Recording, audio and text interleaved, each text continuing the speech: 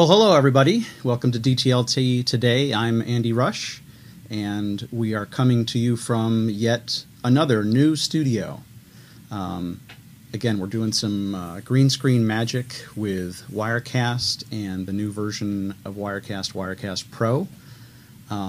So what I wanted to do today, today's show is kind of a hodgepodge. I'm all alone in the office except for Lee Ellis, who is our student aide.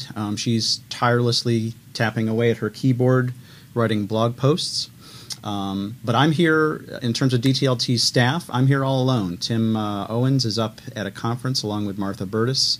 Actually, they're probably on their way home now from a conference up in D.C. Talking about Canvas. Canvas is our new LMS. It's the replacement for Blackboard here at University of Mary Washington.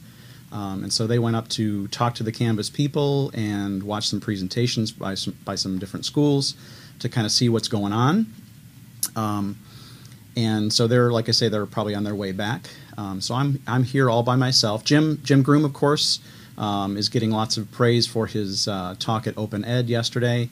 I happened to listen to the talk, and he just did a phenomenal job talking about kind of where students are in the educational process and how students really need to kind of be open and put their stuff out there, and in general people need to be open about putting their educational materials, and students will benefit by kind of having an experience and having their education be an experience rather than looking at students as resources and other things.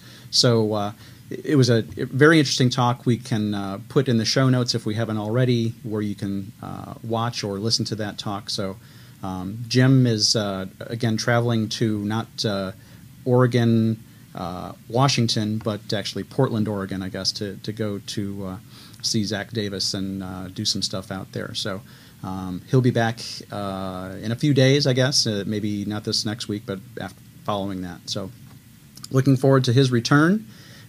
Tim will be out again tomorrow, so we'll do another show here from DTLT headquarters as well. We'll see if Martha maybe wants to do a show, and maybe we can talk about pizza and where it came from. So without further ado, I do want to kind of show you a few things. Here's a kind of a different shot with our Wirecast software. And I want to talk to you a little bit about what things look like and even what they look like kind of behind the scenes. So I'm just going to go to some different shots here. Here's the basic screen. Again, we've got our green screen behind our background. I've got my Pepsi in the foreground here, and I'll try to move it out of the way so you can't quite see it. Or put it down here on the floor. Or actually, people love when I take drinks of Pepsi on the show, so I'll put that back down here now. I've got my new MacBook Air in front of me, and I'm going to show you a few things about that in a little bit too. But I also moved the Cuddle Couch. You can see the back of the Cuddle Couch, so I can get more of a green screen effect, so that we can do these sets. So here's what shot one looks like with the full background, and then here's a kind of a close-up. I can also change my background here. What you're looking at now is the MacBook Air. I've got this program called Desktop Curtain that's just kind of showing this green curtain, but when I bring up other windows, you should be able to see, like in this case, Google Chrome popping up in the background. All right, I can go up and I can hide that.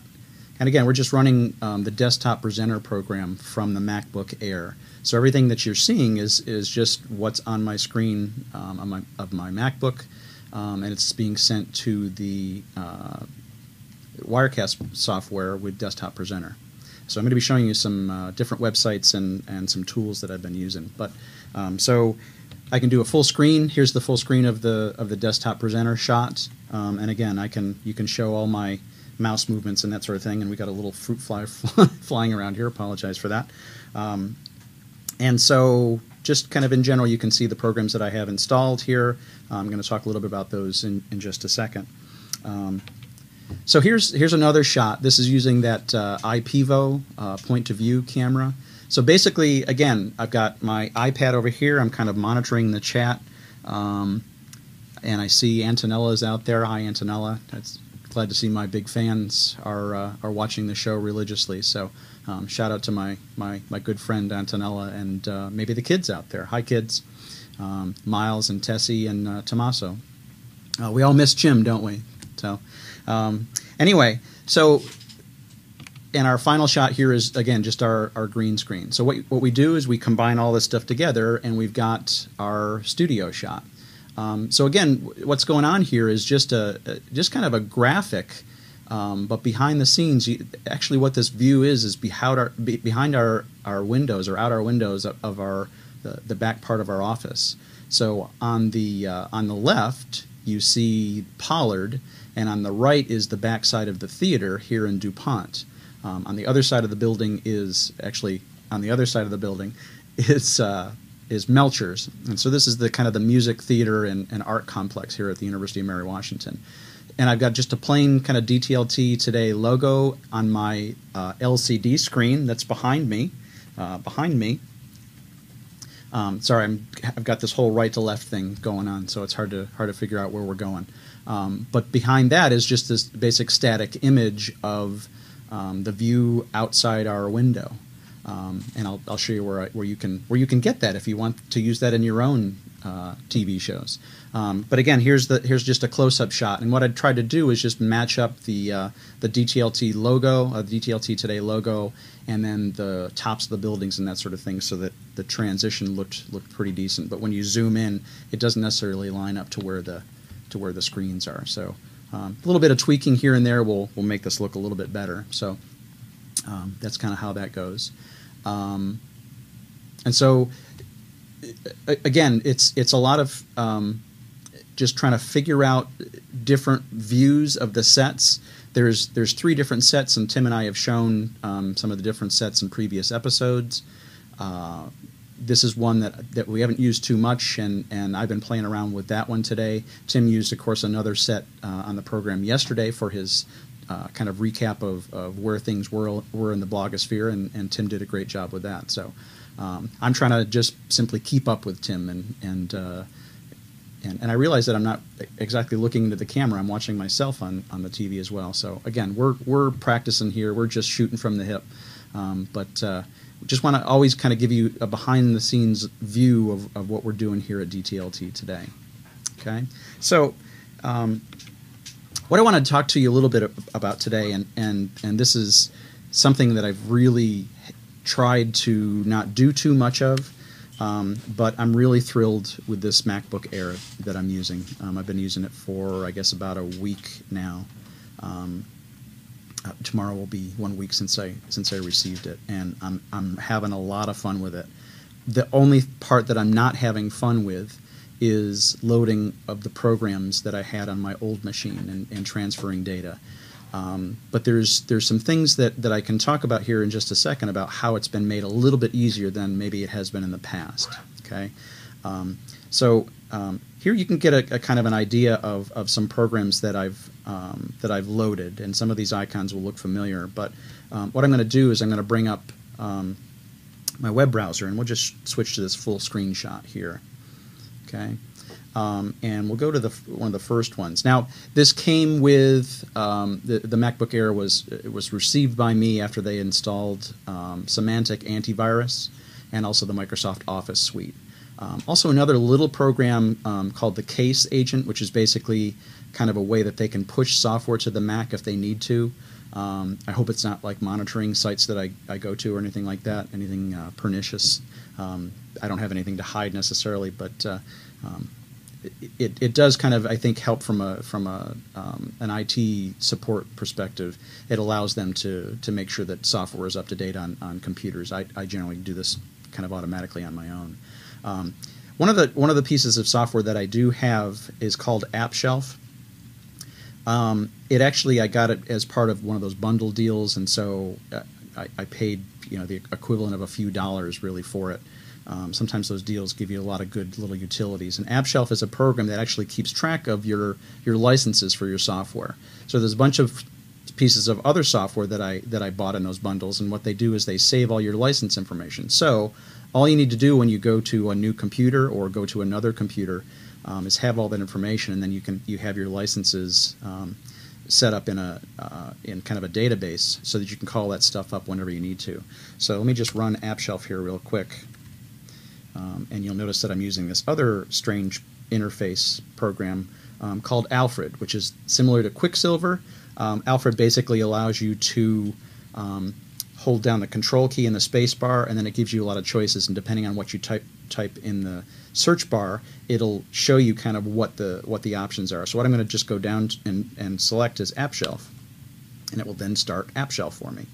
Okay, and so here's all the different pieces of software. I've got ScreenFlow here, and Picturesque, and Phone View, and that sort of thing. So I've got this information available for me to kind of plug in my software into the programs that I install. That's a neat little program to kind of keep track of some of that stuff. Another program that I use is Dropbox, and Dropbox allows me to go in and find the files that I've saved in the cloud, and some of that stuff either relates to other programs that I have installed. For instance, this 1Password program is a place where I save all my passwords. Any sites that I visit, any bank accounts, any other things that I save is saved in 1Password. So when I go to that site, I can simply just type in, or it recognizes that is a 1Password site. I do have to type in a master password to get to that stuff, but once I do, I can select from a list of sites and automatically enter my username and password and get into those places. What Dropbox allows me to do is save those passwords in my cloud, so I can keep a simple database file, and 1Password will kind of look at that. Now, 1Password's also available on the iPad and on the iPhone, so if I'm out somewhere and I forget it, and I'm at a different computer and I can't get to the web right away, I can always get that to grab my passwords. So that's Dropbox and 1Password. Again, another one of my favorite programs, and this is kind of a strange thing on the MacBook Air because there's no DVD drive on the MacBook Air. So Handbrake is kind of a strange program you would think to have on a MacBook Air because you're not going to be able to directly rip any DVDs on it. Handbrake, of course, goes hand in hand with VLC, the VLC player program. If you have these two combined on a computer that does have a DVD player, you can pop in a DVD and do a complete rip of a DVD into MPEG-4 format.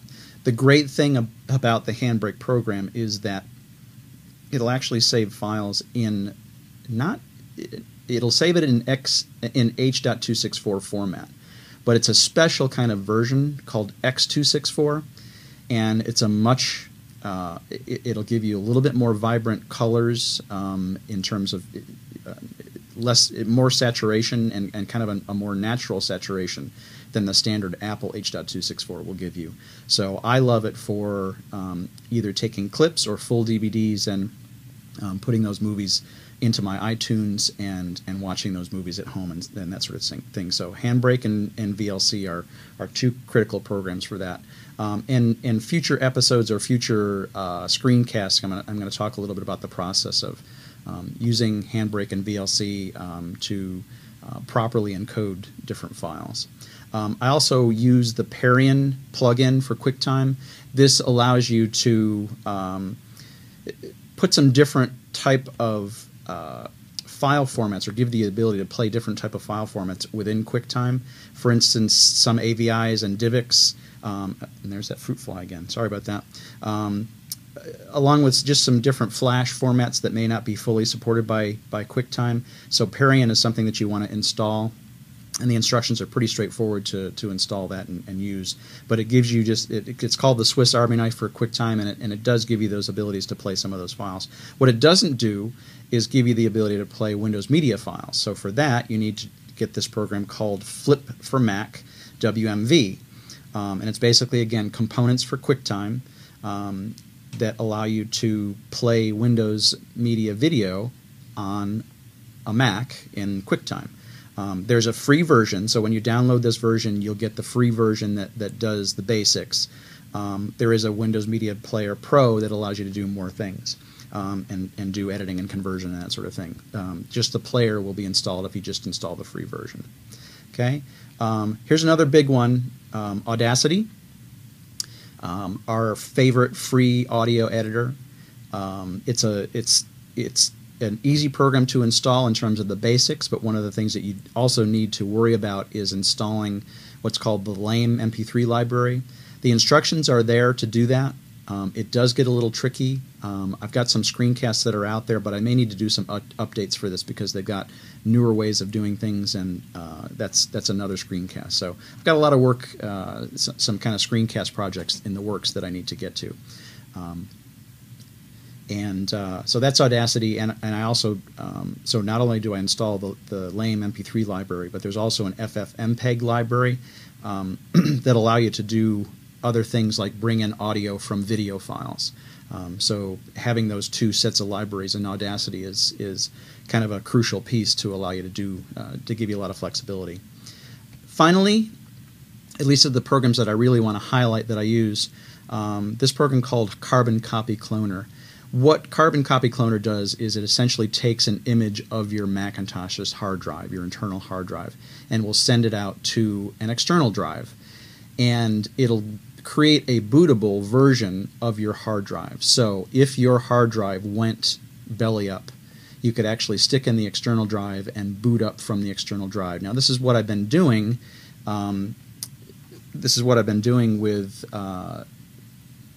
the old computer. Actually, the laptop that I had completely died, so I didn't even know if the hard drive was bad. So I had to get another similar MacBook Pro and extract the hard drive. Actually, the technical support at DTLT or at the help desk allowed me to take out that hard drive and put it in the new machine, or take it out of that machine so that I could make a copy of it and use it in the duplicate Mac. Very, very complex process, and I'm trying to make sure that I keep everything straight here. So I took the hard drive out of the dead computer, made a copy of it, put it into external drive, then I booted the similar MacBook Pro with the external drive, and I was able to work with it until the MacBook Air came in. So Carbon Copy Cloner was great for making that copy that I could boot, and I used just a kind of a external Western Digital external hard drive to boot up my old MacBook Pro. Now I'm using it to get files and then that sort of thing back onto my Air. So Carbon Copy Cloner is a great way to back up your hard drive, and then if you do have problems with the hard drive,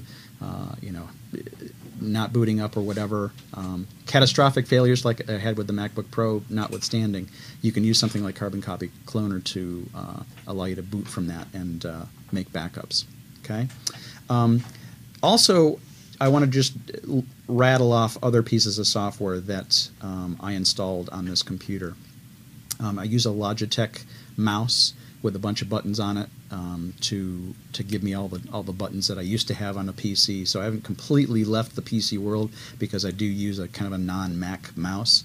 But the Logitech Control Center allows me to remap those buttons so that I can get some of my favorite buttons for when I browse the web and that sort of thing.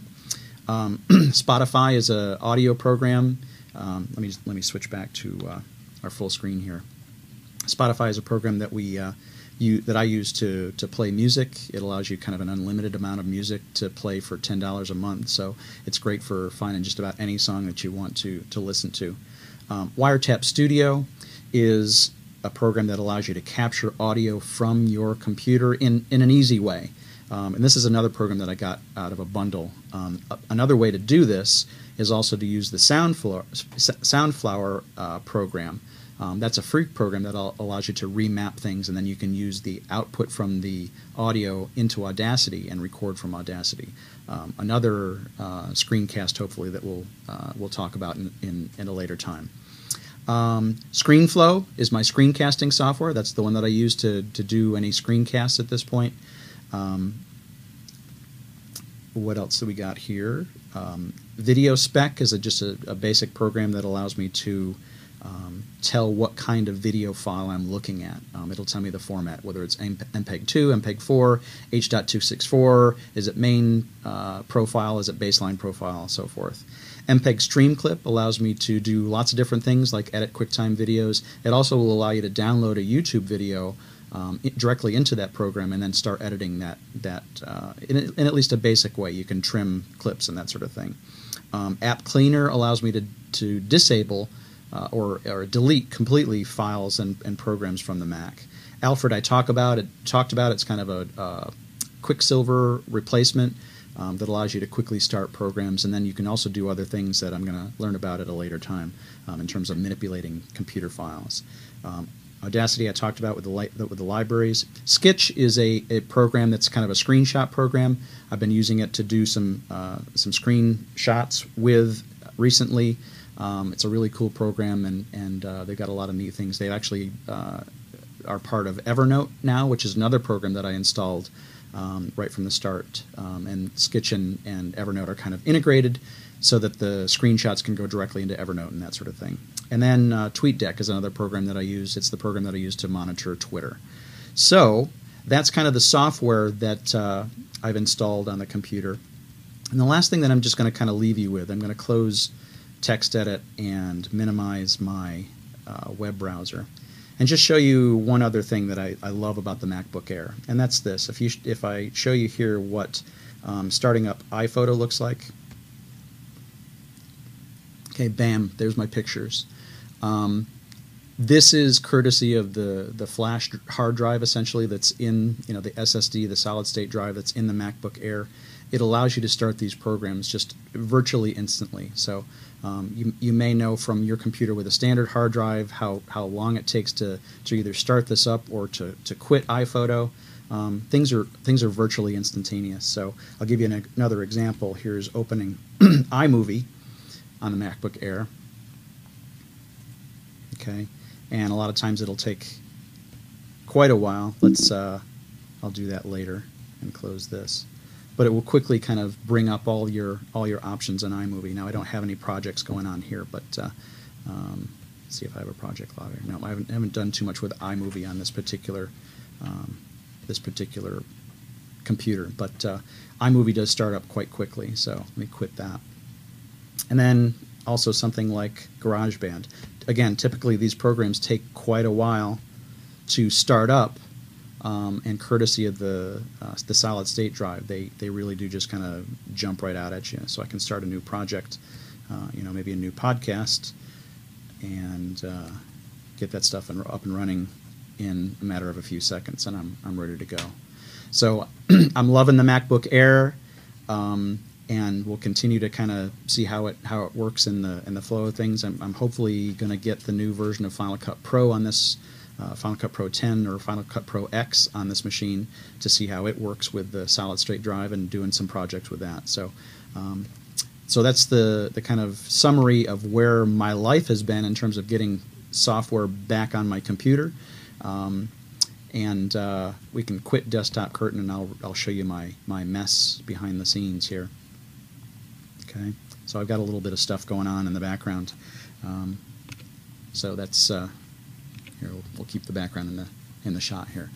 So a little bit of like I say, a hodgepodge of stuff today from the DTLT land, talking about a little bit about what's going on and what I've been dealing with for the past week or so with transferring computer files and that sort of thing to a new computer. So it's not as bad as I had hoped, and one of the advantages also is keeping some of this stuff in the cloud allows me to get this stuff on my computer very easily. Anything that I bought in the Mac App Store, for instance, will easily translate into going onto the computer very easily. Just kind of reinstall it, and it knows it belongs to your account and that sort of thing. So switch back to our wide shot here. So thanks for joining me on this rambling and hopefully informative episode of DTLT. I'll be back again tomorrow, and we'll see if we have any guests that want to join me, maybe back on the cuddle couch. Who knows? But that's DTLT today for today. I'm Andy Rush. Thanks for watching.